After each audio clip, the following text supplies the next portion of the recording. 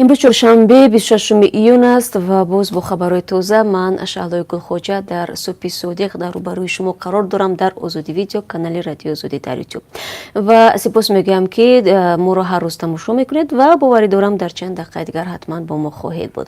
امروز در پراگ هوای آفتابی در نظر است. انتظار میرود که حرارت روزانه تا 37 درجه را تشکیل نماید. در مسکو هوا بارانی و تا 20 درجه گرم خواهد بود. در سنت پترزبورگ نیز امروز باران میبارد و تا 18 درجه گرم می شود. در دوشنبه هم امروز هوا ابری و به بارش است. در دوام روز گرمی به 35 درجه برابر خواهد شد. کارمندان شعبه کارهای داخلی نوآباد نویای رشت تقریبا ساعت 6 صبح امروز موج گل غریب و مدیر جنایدالله خدایارов کاربر شبکه‌های اجتماعی را که حالا در زندان است بازداشت نمودند. وی می‌خواسته است همراه مردم دیگری رشت به پیشواز پرزیدنت برآید، اما ظاهراً کارمندان میلیسا به خاطر آنکه به پرزیدنت درباره فرزندش سوال ندهد او را به بازداشتگاه آوردند. پرزیدنت امالی رحمان صبح امروز یعنی 26 ایون از نویای لغش برای شرکت در مرکه جشن روز وحدت وارد نویای رشت می شود.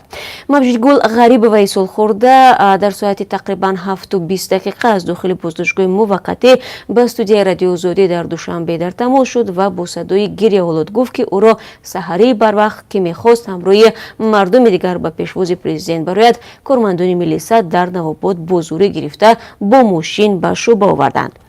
وقتی همکاران ما با شعبه کارهای داخلی نویای رشت در تماس شدند، آنها حاضر نشدند در مورد بازداشت موج گل غریب و صحبت کنند.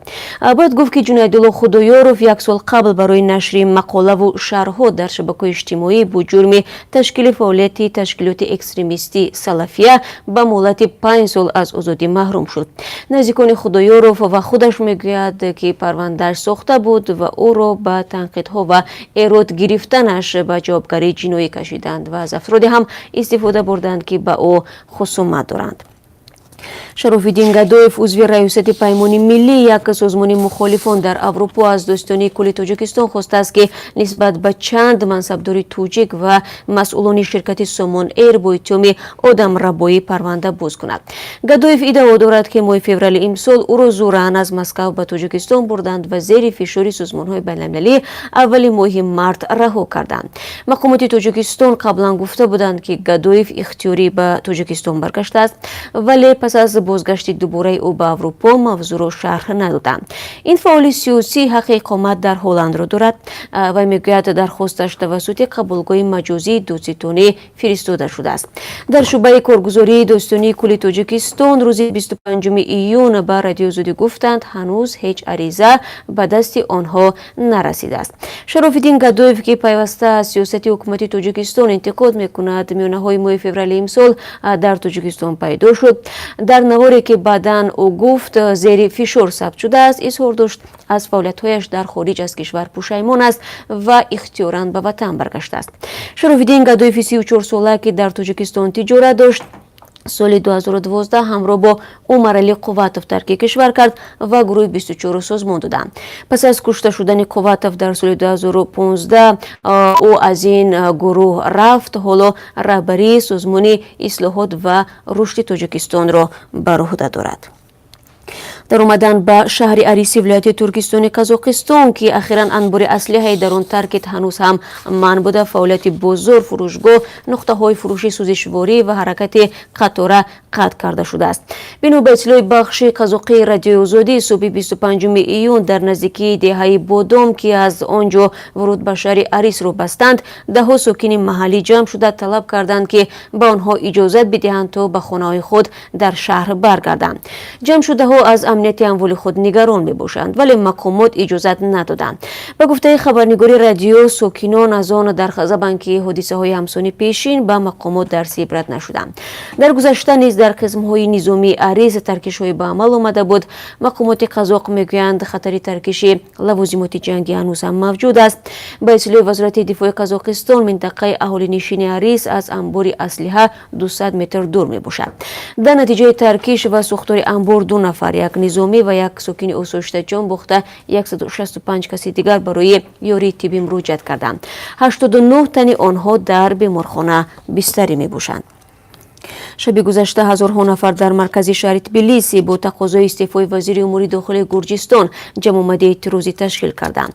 Эътирозгарон ки 6 рӯз пайи ҳам ҷамъ шуданд аз он ба ғазаб омаданд ки вакилони мардумии мухолифи ҳукумат барои доштани нақш дар эътирозҳои зидди давлатӣ бо муҷозот мувоҷеҳ мебошанд. шоми 25 июн собиқ президенти Гурҷистон Георгий Маргвелашвили дар назди бинои парламент ба эътирозгарон ҳамроҳ шуда аз дархостиҳои онҳо пуштибонӣ кард. дар миёни тақозоҳои эътирозгарон истеъфои вазири умури дохилӣ Георгий Гахаряни сабт шудааст ки аз сӯи эътирозгарон ҳамчун фармоишгари пароканда намудани эътироз бо истифода аз нерӯ дар 5 рӯзи пеш мурда мешавад. 25 июн идораи достони Гурҷистон иттилоъ дод ки вакили мардумӣ Ника Мелияро барои бозпурсӣ даъват намуда ба эҳтимоли зиёд ӯро ташкилкунандаи амалҳои хушунатбори эътирозгарон эълон хоҳад кард. Мелия раҳбари ҳизби ҳаракати Миллии ваҳдат аст ки асосгузори он собиқ президенти Гурҷистон Михаил Саакашвили мебошад. достони кулли Гурҷистон мегӯяд аз вакилони мардумӣ дархост намудааст ки масъуният ва ё иммунитети Мелияро лағв намуда ба боздошти ӯ мувофиқат кунад. Мелия тамоми айбномаҳоро беасос медонад. дирӯз достони кулли Қирғизистон ба дархости вакилони мардумии ин кишвар дар бораи аз масъуният маҳрум намудани президенти собиқи ин кишвар Алмусбек Отамбоев ризоят дод.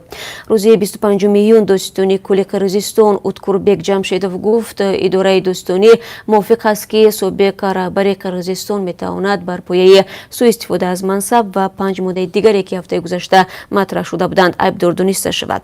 ин иқдоми достони кул ба вакилони мардумӣ имкон медиҳад ки Отамбоевро аз мақоми расмии президенти собиқ маҳрум намуда роҳро барои муҷозоти ӯ боз кунад.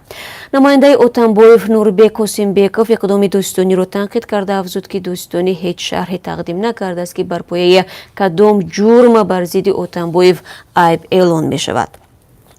Абдулло Орипов сарвазири Ӯзбекистон Отабек Муродфи ҳабсшуда достони кулли пешини Ӯзбекистонро аз ҳама унвонҳо ва мукофотҳои давлатӣ маҳрум кард. Отабек Муродфи 44-сола дар сӯистифода аз мақом порагирӣ ва порадиҳӣ айбдор мешавад. Шавкат Мирзиёев президенти Ӯзбекистон ахиран дар як ҷаласа хабар дод ки нисбати Отабек Муродов парвандаи ҷиноятӣ боз шудааст. иттилофи зери раҳбари Арабистони Саудӣ мегӯяд ки дар Яман раҳбари маҳаллии гурӯҳи даҳшатафкани давлати исломиро ба ҳабс гирифтанд. низомиёни Арабистони Саудӣ 25 июн изҳороте пахш намуда таъкид карданд ки раҳбари гурӯҳи Доишро дар рафти як амалиёт дар дохили Яман боздошт намуданд. ва қабли онҳо ин раҳбар ки номаш Абу Усома Ал-Муҳоҷир мебошад 3 июн ҳамроҳ бо чанде аз пайравонаш дар як манзил дастгир шуд. ба гуфтаи низомиёни Саудӣ амалиёт ҳамагӣ 10 дақиқа идома дошт. Арабистони Саудӣ акси мардеро бо рӯи латтапеч ва дастони баста нашр карда афзудааст ки аз паноҳгоҳи даҳшатафканон силоҳу муҳимот воситаҳои мухобирот ва пули кишварҳои мухталиф мусодира шудааст. ба қавли Арабистони Саудӣ дар ин амалиёт ягон нафари осоишта зарар надидааст. идораи мубориза бо гардиши ғайриқонунии маводи мухаддир ва ҷинояткории созмонёфтаи Созмони Милали Муттаҳид мегӯяд шумораи мӯътодони маводи мухаддир 56% аз он бештар аст ки дар гузашта ҳисобида мешуд. дар гузориши солонаи ин ниҳоди Созмони Милали Муттаҳид ки имрӯз яъне 26 июн нашр шуд гуфта мешавад ки теъдоди мӯътодон дар саросари олам ба 53 миллиону 400 ҳазор нафар баробар аст. ин рақам баъд аз омӯзиши дубораи шумораи мӯътодон дар кишварҳои сераҳолии шабеҳи Ҳиндустону Нигерия нашр шудааст. дар пажӯҳиши нав ки бар пояи умури соли 2017 таҳия шудааст, маводи мухаддир ба ду бахш тақсиманд. яке табиӣ ба мисли кӯкнору бангдонаву ҳероин ва дигаре маводи мухаддири синтетикӣ. дар ин гузориш гуфта мешавад ки тавлиди саросарии кокаин 25% афзоиш ёфта ба наздики 1976 тонна баробар шудааст. ба қавли муаллифони гузориш соли 2017 дар Колумбия майдони кишти кока ки моддаи асосии кокаин мебошад хеле бештар шуда буд. дар идомаи гузориш гуфта мешавад ки хушксолӣ дар Афғонистон боис шуд ки тавлиди афён дар бузургтарин кишвари содиркунандаи маводи мухаддир 25% поин афтида дар соли 2018 ба 7970 тонна афён мусовӣ гашт. و بازم برمیگردیم به خبرهای تاجیکستان و بینندگان عزیز یادآور میشوم که یعنی اختارش تاکید میکنم که در آخر صحبت ما از قرب روبل روسی نیز برای شما خواهیم گفت. ضمناً قرب روبل روسی به مراتب بالا رفته است. این به توجه مهاجران تاجیک است که در روسیه کار میکنند و از اونجا به تاجیکستان روبل روسی میفرستید. خب گروه کارشناسان سازمان ملل متحد در مسئله نوپدید شوی اجباری عاید به قرقیزستان و تاجیکستان میآیند. قرار است این گروه کاری از 30 ایون تا 5 ایول به آموزش این مسئله در تاجیکستان مشغول شوند. کارشناسان در خصوص وضع نوپدید شوی های اجباری در این دو کشور معلومات جمع آورده چاره‌های پیشگیری و از بین بردن آن از جمله مسئله های قانونگذاری، عملیه و سیاست دولتی را در معین نمودن حقیقت، عدالت و جبران تحلیل می‌کنند. گروه کاری با نمایندگان مقامات دولتی، خویشتباری آنهایی که شاید نوپدید شدند، جامعه شهروندی، نهادهای داخلداری، سازمان ملل متحد و دیگران وامی خورد. گزارش نهایی از این سفرها ماه سپتامبر سال 2020 در ژنو به شورای حقوق بشر پیشنهاد کرده می شود. خب در حالی که برخی از آموزگاران شهر پنجکند از اجباراً خریداری نمودن چپته‌های کنسرت مشترکی سراینده‌های معروف توجیک نوزیه و محمد رفیع کرامت‌الله سوری نگرانی می‌کنند، مسئولین بخش معارف این شهر می‌گویند چپته‌ها اختیاراً دسترسی آموزگاران شده است.